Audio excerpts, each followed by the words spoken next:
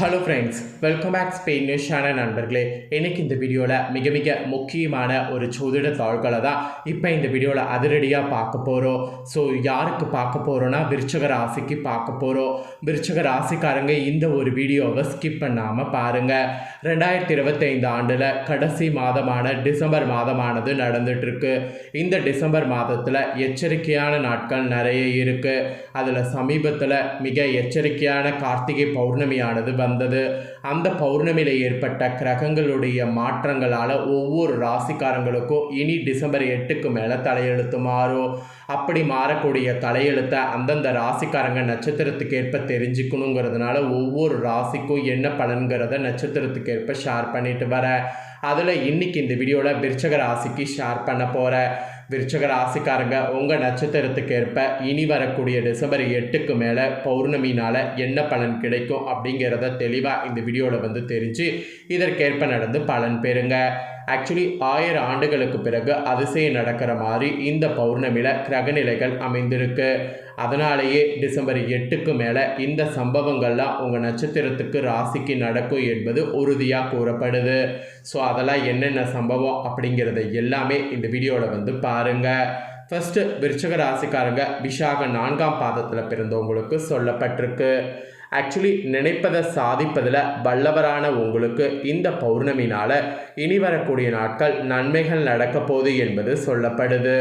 உங்கள் ராசிக்கு சுகாதிபதியான சனி சுகஸ்தானத்தில் ஆட்சியாக சஞ்சரிக்கக்கூடிய நிலையில் யோகக்காரகன் ராகு சஞ்சரிப்பதால் எடுத்த வேலைகள் வெற்றியாகும். கும்ப சனி உங்கள் குறைகளை தீர்க்கிற மாதிரி இருக்கிறாரு. வருமானத்தை இனி வரக்கூடிய நாட்கள் அதிகரிப்பார். தொழிலில் முன்னேற்றத்தை ஏற்படுத்துவார். புதிய முயற்சிகளில் ஈடுபட வைத்து வெற்றி காண வைப்பார்.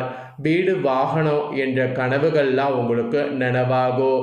இந்த நேரத்தில் உங்கள் ஜீவனாதிபதி சூரியன் ராசிக்குள் சஞ்சரிப்பதால் வருமானம் உங்களுக்கு உயரும். தொழில் வியாபாரத்தில் ஏற்பட்ட தடைகள் கூட விலகும். வாடகை இடத்துல இருக்கக்கூடிய நீங்கள் சொந்த தொழில் செய்து வந்தவர்கள் உங்களுக்கு சொந்த இடத்திற்கு தொழிலை மாற்றுவீங்க. அதாவது வாடகை இடத்துல தொழில் செய்து வந்தவங்க சொந்த இடத்துக்கு தொழிலை மாற்றுற அளவுக்கு தொழிலில் முன்னேற்றம் ஏற்படும். வியாபாரத்தில் எதிர்பார்த்த லாபம் கிடைக்கும். பணியாளர்களுக்கு ஏற்பட்ட நெருக்கடி விலகும். சப்தமதிபதி சுக்கிரன் உங்கள் விருப்பங்களை பூர்த்தி செய்வார். கஷ்ட நஷ்டம் என்ற நிலைகளில் இருந்து உங்களை விடுவிப்பார். கையில் பணப்புழக்கத்தை உண்டாக்குவார். குடும்பத்தில் நிம்மதியான நிலையை ஏற்படுத்துவார். கணவன் மனைவிக்குள் இருந்த பிரச்சனைகளை தீர்த்து வைப்பார். முதல் எதிர்பார்த்த பணம் உங்களுக்கு வரும். நீண்ட நாள் கனவு நனவாகும். மாணவர்கள் கூட படிப்பில் கவனமாக இருப்பது நல்லது. ஸோ விருச்சிக ராசி விஷாக 4ஆம் பாதத்தில் பிறந்தவங்களுக்கு பௌர்ணமி பலன்கள் இதுதான் குறிப்பிடப்பட்டிருக்கு. இந்த பலன்களுக்கு ஏற்ப நடந்து பலன் பெறுங்க. நெக்ஸ்ட்டு அனுஷமில் பிறந்த விருச்சிக ராசிக்கு சொல்லப்பட்டிருக்கு. ஆக்சுவலி நிதானமாக செயல்பட்டு எடுத்த வேலையில் வெற்றி அடைந்து வரக்கூடிய உங்களுக்கு இந்த பௌர்ணமினால் இனி வரக்கூடிய நாட்கள் கவனமாக செயல்பட வேண்டியது அவசியம். கர்மகாரகன் சனி வகர நிவர்த்தி அடைந்து சுகஸ்தானத்தில் ஆட்சியாக சஞ்சரிப்பதால் இதுவரை ஏற்பட்ட குழப்பங்கள் விலகும். பொருளாதார நிலையும் உயரும். புதிய இடம் வீடு வாகனம் வாங்கக்கூடிய முயற்சிகள் கூட வெற்றியாகும். சிலர்லாம் புதிய வீட்டில் குடியேறுவதற்கு வாய்ப்பு கிடைக்கும். பொன்பொருளும் சேரும். தொழிலில் ஏற்பட்ட தடைகள்லாம் விலகும். நஷ்டத்தில் இயங்கி வந்த தொழில் முன்னேற்றம் அடையும். உங்கள் ராசிநாதன் ராசிக்குள்ளே ஆட்சியாக சஞ்சரிப்பதால் தொழிலில் தோன்றிய எதிர்ப்பெல்லாம் விலகும். உடலில் ஏற்பட்ட நோய்கள்லாம் நீங்கும். வம்பு வழக்குகள் உங்களுக்கு சாதகமாகும். அதுக்கப்புறம் உங்கள் லாபாதிபதி புதன் விரயஸ்தானத்தில் சஞ்சரிப்பதால் புதிய முயற்சிகளில் கவனமாக இருப்பது நல்லது. கொடுக்கல் வாங்கல் விவகாரத்தில் எச்சரிக்கை ரொம்ப தேவை. வியாபார சம்பந்தப்பட்ட ஒப்பந்தம் கடன் பத்திரங்களில் கையெழுத்திடும் முன் நன்றாக படிப்பது அவசியம். விவசாயம், மருத்துவம், ரியல் எஸ்டேட், கெமிக்கல், சமையல் எண்ணெய், ஹோட்டல் தொழில்கள்லாம் சிறப்படையும். மாணவர்களுக்கு கூட பிற்பகுதியில் படிப்பில் அக்கறை ஏற்படும். சிலருக்கு உழைப்பின் காரணமாக உடல்நிலையில் சங்கடங்கள் போகும். அது மட்டும் கொஞ்சம் பார்த்துக்குங்க. அனுசமில் பிறந்த விருச்சிக ராசிக்கு இதுதான் பலன். இதற்கேற்ப நடந்து பலன் பெறுங்க. நெக்ஸ்ட்டு பார்த்தீங்கன்னு வச்சுக்கோங்களேன், கேட்டயத்தில் பிறந்த விருச்சிக ராசிக்கு சொல்லப்பட்டிருக்கு. கேட்டயத்தில் பிறந்தவங்களுக்கு என்னங்கிறத தெளிவாக தெரிஞ்சுக்குங்க. விவேகமாக செயல்பட்டு வேண்டியது அடையக்கூடிய உங்களுக்கு இனி வரக்கூடிய இந்த பௌர்ணமினால் நிதானமாக செயல்பட வேண்டியது அவசியம் என்று சொல்லப்படுது. உங்கள் ராசிக்கு லாபாதிபதியான புதன் விரயஸ்தானத்தில் சஞ்சரிப்பதால் பல வகையில் உங்களுக்கு செலவுகள் அதிகரிக்கும். உங்களை உயர்த்தி கொள்வதற்காகவோ செல்வாக்க வெளிக்காட்டுவதற்காகவோ தாராளமாக செலவு செய்வீங்க. சிலர்லாம் நீங்கள் புதிய இடம் வீடு வாங்குவது உங்களுக்கு நனவாகும். வியாபார தொழில் செய்யக்கூடிய உங்களுக்கு அதிகபட்சமாக முதலீடு செய்து அதற்கேற்ற லாபம் இல்லை என வருந்துவது கொஞ்சம் இருக்குது. அதனால் அதிகபட்ச முதலீடு செய்யாமல் இருங்க. ஃபைனான்ஸ் தொழிலில் ஈடுபடுறவங்க வசூலில் தடை ஏற்படும். சிலர்லாம் நீங்கள் கடனுக்கு ஆடம்பர பொருள் வாங்கி தவணை கட்ட முடியாமல் திணறுவீங்க. அதுவும் ராசிநாதன் ஆட்சியாக சஞ்சரிப்பது உங்கள் ஜீவனதிபதி சூரியன் உங்களுக்கு இந்த பௌர்ணமிக்கு பிறகு ராசிக்குள் சஞ்சரிப்பதால் தொழில் வியாபாரத்தில் அக்கறை ஏற்படும். அரசு வழி முயற்சிகளை சாதகமாக்க முயற்சி பண்ணும். புதிய தொழில் தொடங்க மேற்கொள்ளக்கூடிய முயற்சி வெற்றி பெறும். வேலைக்காக முயற்சி செய்யக்கூடிய உங்களுக்கு எதிர்பார்த்த வேலை கிடைக்கும்.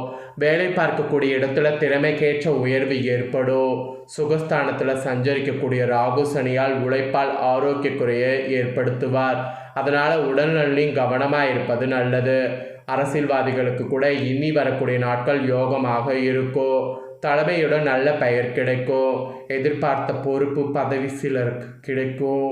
கையில் எடுத்த வேலையை செய்து முடிக்கக்கூடிய நிலை உங்களுக்கு உண்டாகும். தம்பதிகளுக்குள் ஒரு ஒற்றுமையானது ஏற்படும். ஸோ கேட்டயத்தில் பிறந்த விருச்சக ராசிக்காரங்களுக்கு இனி வரக்கூடிய நாட்கள் இப்படி தான் இருக்க போகுது. ஸோ விருச்சக ராசிக்காரங்க உங்கள் நட்சத்திரத்துக்கு ஏற்ப இனி வரக்கூடிய டிசம்பர் 8க்கு மேலே என்ன பலன் கிடைக்கும் அப்படிங்கிறத தெளிவாக இந்த வீடியோவில் ஷேர் பண்ணிட்டேன். ஷேர் பண்ணதை தெரிஞ்சிருப்பீங்க. தெரிஞ்சதுக்கேற்ப நடந்து பயன் பெறுங்க. இப்போ உங்கள் பண கஷ்டம் தீர இந்த கார்த்திகையில் வரக்கூடிய நாளில் ஒரு விளக்கு நீங்கள் ஏற்றணும். இதை ஏற்றுனீங்கன்னா உங்கள் கஷ்டம் தீரும் என்பது சொல்லப்படுது. அது என்ன விளக்கு அப்படிங்கிறத வாங்க பார்க்கலாம். ஆக்சுவலி விளக்கு வழிபாட்டுக்கு உகந்த மாதம் கார்த்திகை மாதம். பண கஷ்டம் தீர்வதற்கு வேண்டுதல் வைக்க வேண்டிய மாதம் கார்த்திகை மாதம். ஈசனுக்கு உகந்த மாதம் கார்த்திகை மாதம். முருகனுக்கு முருக பக்தர்கள் மாலை அணிந்து கொள்ளக்கூடிய மாதம் கார்த்திகை மாதம்.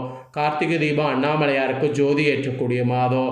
கார்த்திகை மாதம் ஐயப்பனுக்கு மாலை போடக்கூடிய மாதம். ஸோ இப்படி இந்த கார்த்திகை மாதத்துடைய சிறப்புகளை அடுக்கி கொண்டே செல்லலாம். நல்ல மழையை கொடுக்கக்கூடிய காலம் கார்த்திகை மாதம்.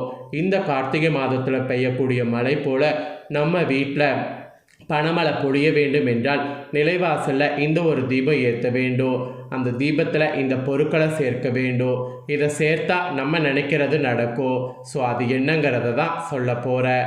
சில பேர் வீடுகளெல்லாம் மார்கழி மாதத்தில் தான் நிலைவாசலில் தீபம் ஏற்றுவாங்க. ஆனால் கார்த்திகை மாதமே மாலை நேரத்தில் நிலைவாசலில் 2 மண் அகல் விளக்கு தீபம் ஏற்றி வைக்கிறது குடும்பத்திற்கு அத்தனை நல்லது. கார்த்திகை மாதம் முடிந்தால் காலை பிரம்ம முகூர்த்த நேரத்தில் ஏற்றுங்க. ஆனால் கார்த்திகை மாதத்தில் மாலை 6 மணிக்கு தீபம் ஏற்றுவது ரொம்ப ரொம்ப ரொம்ப நல்லது. 2 மண் அகல் விளக்குகள் எடுத்துக்கொள்ளுங்க. அதற்கு மஞ்சள் குங்குமம் போட்டு வைத்து நல்லெண்ணெய் ஊற்றி கொள்ளுங்க. சாதாரண பஞ்சு திரி போட்டு கொள்ளுங்க. நிலைவாசலில் சின்ன சின்னதாக 2 தட்டு வைத்து அந்த தட்டுக்கு மேலே இந்த மண் அகல் விளக்கை வைத்து நிலைவாசலில் இருபுறமும் இந்த தீபங்களை அழகாக ஏற்றி வைங்க. முடிந்தால் அந்த விளக்குக்கு பக்கத்தில் ஒவ்வொரு பூ வைங்க. இன்னும் சிறப்பு. இந்த விளக்கை ஏற்றி வைத்து விட்டு உங்கள் வீட்டில் வறுமை என்னும் இருள் நீங்க வேண்டும் என்று பிரார்த்தனை வைக்க வேண்டும். வீட்டில் செல்வமழை பொழிய வேண்டும் என்று கிரகலட்சுமியிடம் குலதெய்வத்திடம் மகாலட்சுமியிடம் வேண்டுதல் வைத்தால் உங்கள் வீட்டுக்குள் அன்றாட பணம் வந்த வண்ணம் இருக்கும். இந்த விளக்கில் இப்போ நாம் போட வேண்டிய அற்புதமான 3 பொருட்கள் பற்றி சொல்ல போகிறேன். இது 3மே மகாலட்சுமி வசியம் செய்யக்கூடிய வாசம் நிறைந்தது. என்ன பொருள்லாம் ஏலக்காய், கிராம்பு, பச்சை கற்பூரம். இது 3ஐயும் ஒன்றாக சேர்த்து மிக்சியில் போட்டு கொரகொரப்பாக அரைத்து பொடி செய்து ஒரு டப்பாவில் போட்டு காற்று வெளியில் போகாமல் மூடி வைத்திடணும். நிலைவாசலில் விளக்கேற்றுறீங்க அல்லவா, அந்த எண்ணெயில் 2 அல்லது 3 சிட்டிகை இந்த பொடியை போட்டு தீபம் ஏற்றணும். இந்த வாசம் நல்ல தேவதைகளை மகாலட்சுமி வசியம் செய்து உங்கள் நிலைவாசலில் நிரந்தரமாக அமர வைக்கும். உங்கள் வீட்டுக்குள்ளே வறுமை நெருங்கவே விடாது. இத்தனை அற்புதம் வாய்ந்த ஒரு பரிகாரம் இது. இந்த பரிகாரத்தை கார்த்திகை மாதம் முழுவதுமே மாலை நேரத்தில் உங்கள் வீட்டு நிலைவாசலில் செய்யுங்க. அந்த வீட்டில் நிச்சயம் பண கஷ்டம் நீங்கும் என்பது நம்பிக்கை. உங்கள் ராசிக்கு நம்பிக்கை இருந்தால் நீங்களும் ஏற்றி பாருங்கள். கார்த்திகை மாதம் முடிவதற்குள் உங்கள் குடும்பத்தில் நல்லது நடக்கும். அந்த அளவுக்கு சக்தி வாய்ந்த தீப வழிபாடு இது.